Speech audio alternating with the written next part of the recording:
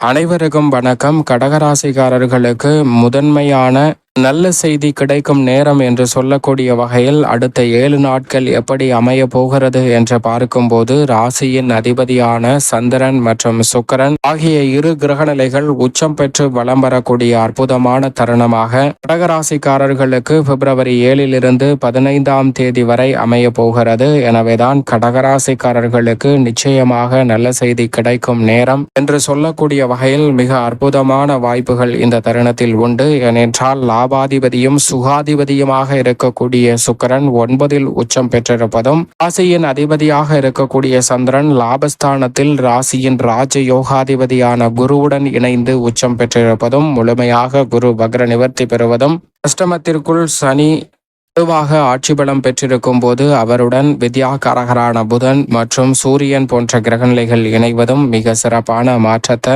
உறுதியாக இந்த வேளையில் கடகராசிக்காரர்களுக்கு ஏற்படுத்தி கொடுக்க போகிறது. எனவேதான் மிக சிறப்பான மாறுதலும் நீங்கள் எதிர்பார்க்கக்கூடிய வாய்ப்பு நல்ல செய்தியாக கிடைப்பதற்கான முதன்மையான அதிர்ஷ்ட யோகமும் இந்த தருணத்தில் உறுதியாக கடகராசிக்காரர்களை தேடி வருகிறது. அதிலும் குறிப்பாக கடகராசிக்காரர்களை பொறுத்தவரைக்கும் ராசியின் அதிபதியாக இருக்க சந்திரன் மிக வலுவாக 6, 7, 8 ஆகிய தேதிகளில் உச்சம் பெற்று வலம் வருகிறாருங்க. அதற்கு பிறகு 10, 11, 12 ஆகிய தேதிகளில் ஆட்சி பலமும் பெறப்போகிறார். எனவே சந்திரனின் அமைப்பு மிக சிறப்பான மாற்றத்தை உறுதியாக அள்ளி கொடுக்கிறது. லாபஸ்தானத்தில் இந்த வாரத்தின் துவக்கத்தை வலுவாக அமைத்து கொடுக்கக்கூடிய ராசியின் அதிபதியாக இருக்கக்கூடிய சந்திரன் மிகப்பெரிய அளவிலான அற்புதமான பொன்னான வாய்ப்புகளை எளிதில் உங்களை தேடி வருவதற்கான முதன்மையான யோகத்தை ஏற்படுத்தி கொடுக்க போகிறாருங்க. நீண்ட நாட்களாக சந்திக்கக்கூடிய தடை தாமதங்கள் அத்தனையும் அகர்த்தெறியப்படுவதோடு முன்னேற்றத்திற்கான மிக சிறப்பான வாய்ப்புகள் உறுதியாக உங்களை தேடி வருகிறது.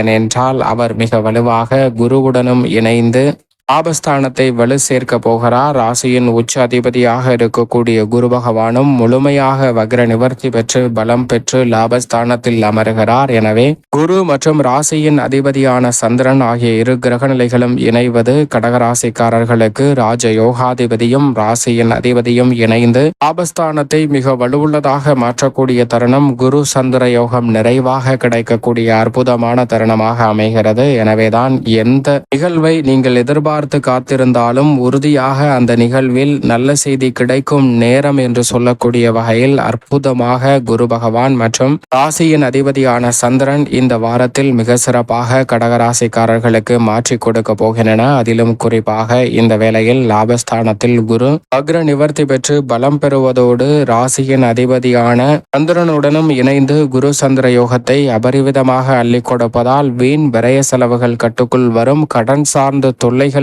இந்த தருணத்தில் விலகும். அதிக முயற்சியின்றி நீங்கள் விரும்பக்கூடிய காரியங்களை சிறப்பாக செய்து முடிப்பதற்கான நல்ல சந்தர்ப்பம் உண்டு. எதிர்பாராத வகையில் திடீர் பண வரவு வருவதற்கான சாத்தியக்கூறுகள் வலுவாக கிடைக்கிறது. மிக பெரிய அளவில் இருந்து வந்த காரிய தடைகள் சிக்கல்கள் இந்த தருணத்தில் முற்றிலுமாக விலகி முன்னேற்றத்திற்கு வழிவகை செய்யக்கூடிய வகையில் சிறப்பான சந்தர்ப்பங்கள் எளிதில் கடகராசிக்காரர்களை தேடி வருகிறது. அது மட்டுமல்லாது இல்லத்தில் மகிழ்ச்சி இரட்டிப்பாக கூடிய வகையில் பல்வேறு வகையான சுப காரியங்கள் மங்களகரமான பல நிகழ்வுகள் எளிதில் கைகூடுவதற்கான முதன்மையான யோகம் கடகராசிக்காரர்களுக்கு இந்த வேளையில் மிகவும் சிறப்பாக கிடைக்கிறது. அதோடு மட்டுமல்லாது ராசிக்கு மிக வலுவாக ராசியின் அதிபதியான சந்திரனின் சமகிரகமாகவும் நட்பு கிரகமாகவும் இருக்கக்கூடிய சுக்கிரன் 9 உச்சம் பெற்று வலம் வருவது கடகராசிக்காரர்களுக்கு எதிர்பார்ப்பதை காட்டிலும் மிக சிறப்பான நல்ல பல அதிர்ஷ்ட யோக வாய்ப்புகளை உறுதியாக ஏற்படுத்தி கொடுக்கிறது. ஏனென்றால் அங்கு ராகுவும் சஞ்சரிக்கிறார். அவருடன் இணைந்து 9ஆம் இடத்தை சுக்கிரன் வலுப்படுத்தக்கூடிய இந்த தருணம் மிக சிறப்பான முன்னேற்ற வாய்ப்புகள் உறுதியாக உங்களை தேடி வரக்கூடிய தருணமாக அமைய போகிறது. அதோடு மட்டுமல்லாது காரிய வெற்றியை உறுதிப்படுத்தக்கூடிய வகையில் தைரியஸ்தானத்தில் வெற்றிக்கே உரித்தான 3 மோட்சக்காரகரான கேதுவும் வலம் வருகிறார். எனவே இந்த தருணத்தில் நிழல் கிரகங்களின் அமைப்பு மிக பெரிய அளவிலான வெற்றி வாய்ப்புகளை உறுதியாக ஏற்படுத்தி கொடுக்கிறது. அதோடு மட்டுமல்லாது மிகவும் வலுவாக இந்த தருணத்தில் சுக்கிரன் உச்சம் பெற்று ராகுவுடன் இணைந்து பாக்கியஸ்தானத்தை வலுப்படுத்துவதால் இதுவரை இல்லாத அளவிற்கு எதிர்பார்ப்புகள் அனைத்தும் மிக சிறப்பாக பூர்த்தியாவதற்கான நல்ல சந்தர்ப்பம் நிச்சயமாக உண்டுங்க. இந்த தருணத்தில் கலைத்துறை ரீதியான எந்த பணியாக இருந்தாலும் அவற்றை நீங்கள் துவங்கலாம். ஏற்கனவே பாதையில் நின்ற பணிகளையும் மீண்டும் ஆரம்பிப்பதற்கு பெறுவதற்கான நல்ல தருணமாக மாற்றி அமைக்கிறாருங்க சுக்கிரன். எனவே சுக்கிரனினுடைய உச்சம் என்பது பாக்கியஸ்தானத்தில் இருப்பதால் மிக பெரிய அளவிலான வளர்ச்சியை நிச்சயமாக ஏற்படுத்தி கொடுக்கும். புதிய முயற்சிகள் அனைத்திலும் லாபம் நிறைவதோடு மட்டுமல்லாது முன்னேற்ற பாதையில் பயணிப்பதற்கான நல்ல யோகத்தையும் கடகராசிக்காரர்களுக்கு அள்ளி கொடுக்கிறது. சரியாக பயன்படுத்திக் கொள்ளுங்கள். அரசியல் சார்ந்த பணிகளில் மிக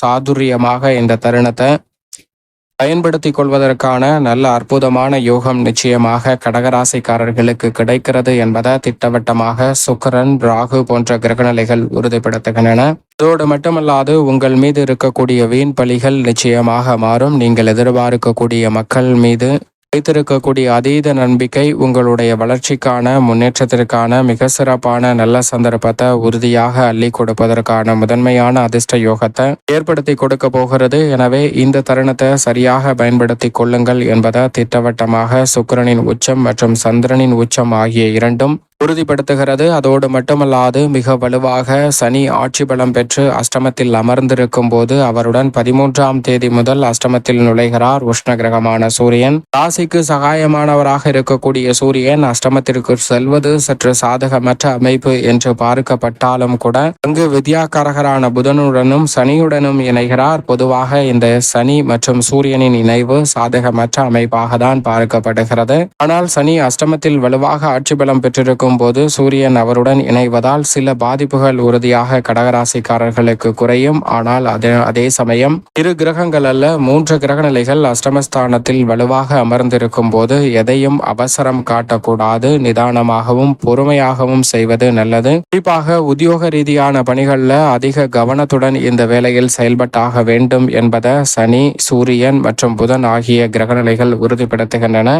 எந்த ஒரு முடிவையும் எடுத்தோம் கவுர்த்தோம் என்று எடுக்கக்கூடாதுங்க. அதனுடைய விளைவையும் தாக்கத்தையும் நன்கு ஆராய்ந்ததற்கு பிறகு மேற்கொள்வது நல்லது. ஏனென்றால் அதில் இருக்கக்கூடிய சிக்கல்கள் விலகுவதற்கான வாய்ப்பு உடனடியாக எடுப்பதை காட்டிலும் சற்று பொறுமையாகவும் நிதானமாகவும் எடுப்பது கடகராசிக்காரர்களுக்கு ஏற்படக்கூடிய சிரமங்களை உறுதியாக விளக்கும். மேலும் இந்த வேளையில் மங்களகாரகன் என்று சொல்லக்கூடிய செவ்வாய் விரயத்தில் வக்ரம் பெற்றிருக்கிறாருங்க. செவ்வாய் விரயஸ்தானத்தில் வக்ரம் பெற்று வலம் வரக்கூடிய இந்த வேளையில் நிச்சயமாக புதிய முதலீடுகளை மேற்கொள்வதற்கான நல்ல சந்தர்ப்பம் உண்டு. வீண் விரய செலவுகள் கட்டுக்குள் வரும். விளைச்சல் அதிகரிக்கும். கடன் சார்ந்த தொல்லைகள் உள்ளிட்டவற்றை குறைப்பதற்கான நல்ல வாய்ப்பை நிச்சயமாக ஏற்படுத்தி கொடுப்பார். அதோடு மட்டுமல்லாது இந்த தருணத்தை மேலும் சாதகமாக மாற்றிக்கொள்ள பெருவாரியான கிரகநிலைகள் சாதகமாக இருந்தாலும் அஷ்டமத்தில் சனி, சூரியன் மற்றும் புதன் போன்ற கிரகநிலைகள் இருப்பதால் சற்று நிதானம் தேவை. ஆனால் இந்த வேளையில் வருகின்ற 11ஆம் தேதி மிக விமர்சையான தினமாக பார்க்கப்படுகிறது. ஏனென்றால் முருகப்பெருமானுக்கு உகந்த தினமாக இருக்கக்கூடிய செவ்வாய்க்கிழமை என்று தைப்பூசம் வருவதால் உறுதியாக கடகராசிக்காரர்கள் செவ்வாய்க்கிழமை விரதமிருந்து அன்றைய தினத்தில் அருகாமையில் உள்ள முருகப்பெருமானை சென்று தரிசித்து வாருங்கள். அப்படி தரிசித்து வருவதால் உறுதியாக முருகப்பெருமானின் அருளால் மிகப்பெரிய அளவிலான சிரமங்கள், தடை தாமதங்கள் அத்தனையும் விலகி கடகராசிக்காரர்களுடைய வாழ்வில் நல்ல செய்தி நிச்சயமாக கிடைக்கும் நேரம் என்று சொல்லக்கூடிய வகையில் அற்புதமான மாற்றங்கள் நிறைவாக உங்களை தேடி வரும் என்பதில் சந்தேகமே இல்லை.